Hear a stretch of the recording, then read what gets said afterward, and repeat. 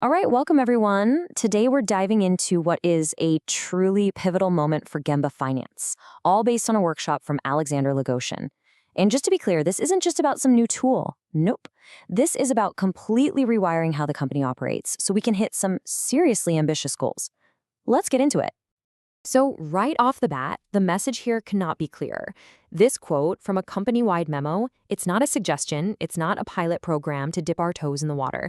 It is a core strategic mandate, a directive for every single person at Gemba.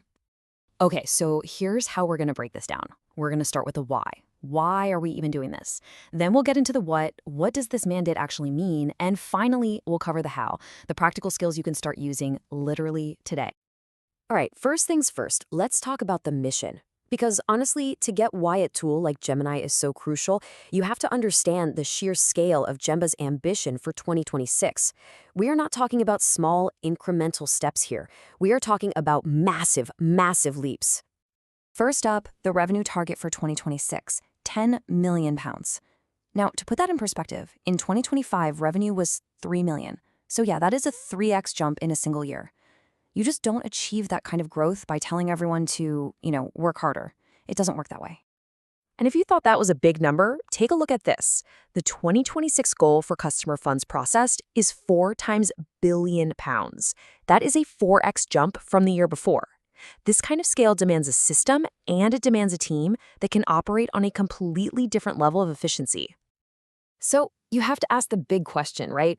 How in the world do you get exponential growth without also getting an exponential headcount? Well, the answer leads us right here to this mandate.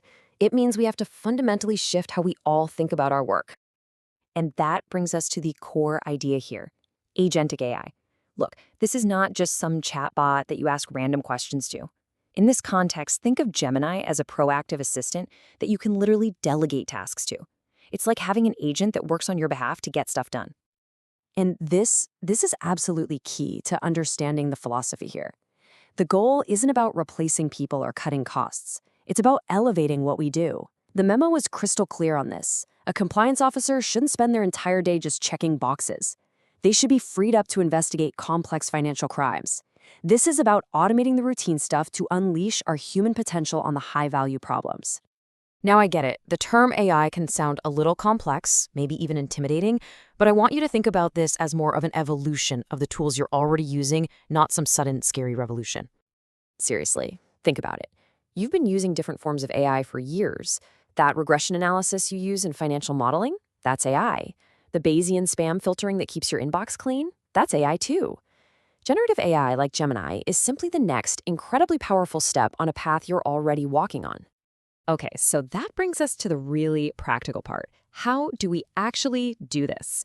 Well, collaborating with an AI like Gemini is a skill, and the absolute key to that skill is mastering what we call the art of the prompt. A really great prompt has 4 key parts. First up, persona. You gotta tell the AI who it should be. Is it a lawyer, a marketer, an expert analyst? Second, the task. Give it a super clear command. Third, and this is so important, context. You have to give it the background information it needs to do a good job. And finally, format. Tell it exactly how you want the answer back. A table, bullet points, a professional email. And you can see how this works right here. This prompt for planning a team off-site, it's got all 4 elements. The persona is an executive administrator, the task is to plan activities, the context is a new team in DC, and the format is a sample agenda.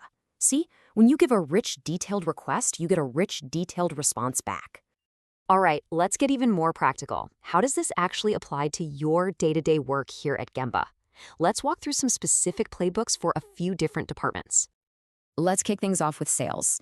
Look, a bad prompt like write a sales email is going to get you a generic, basically useless result. But a good prompt, now that uses all 4 of our elements. It defines the persona, a sales manager at Gemba. The task, draft an email. The context, a specific client and product, and the format, a professional but friendly tone.